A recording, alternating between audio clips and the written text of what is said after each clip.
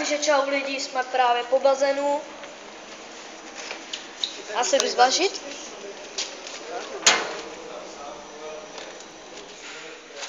Já to nevážím, ale Patrik mi na to stoupnul. No a teď si jdeme právě po čokoládu.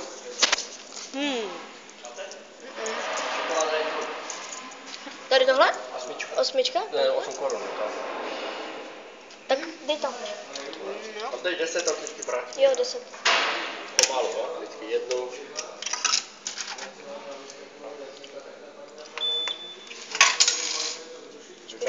Zpátky. Berte. Pak.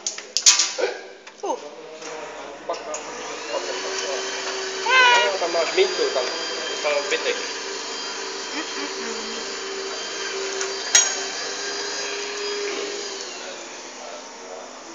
Ještě ne, až to kypne. To bude první moje, no? Ale budeš natočit ty teďka. No, A jo, tak jo. Dobrý. Dobré. K sobě to potáhne. Jaj. A to je vršek to. Já vím, dědo, já vím.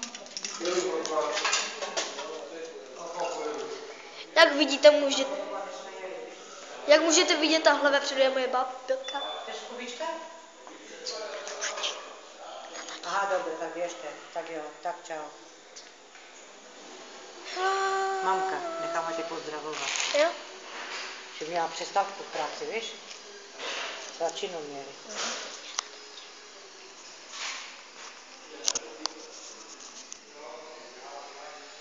Chceš piškotek? Jo, jak ti dám piškotek. Uvidíme se zase na místě, takže já se s váma na krátkou dobu loučím a čau. Takže jsme zpět lidi, bohužel už směrujeme k autu. Ano, bazén je už za náma, směrujeme k autu. Já to zase vypnu, až budeme doma, tak se rozloučíme s naším 5. vlogem a začneme zase 6. vlog. No, teď tady máme s Patrikem k autu. Děda má Clio, takže jedeme s dědou, tak to má.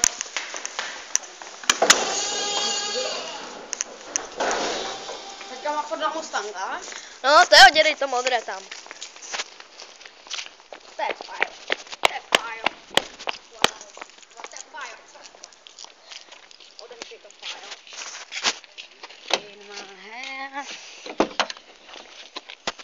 Vidíte to? Ten interiér. Mně se to strašně líbí, to auto. Možná, že pošlu i na video fotky. Jo, to bude dobrý nápad. Ano, vidíte, že to vytáhne 220 a já tomu nevěřím. Takhle to tu prostě vypadá. Já rozhodu. Teda dopředu, no. Podrž to. Tak čauko lidí. Já jsem Futí.cz, mě zná na celý svět, ty vole. Co tady ten vykuťavan tady neumí. To nebylo. On si přizval prde. Vidíte, Kuba jezdí s Bobkem. Co? To kecaj, Bobek je tady. Tady ze Třenice, jo. Mimochodem ty Třenice tady taky točit video, ale jmenuje se Roza. No a tohle bude asi všechno, tak čau.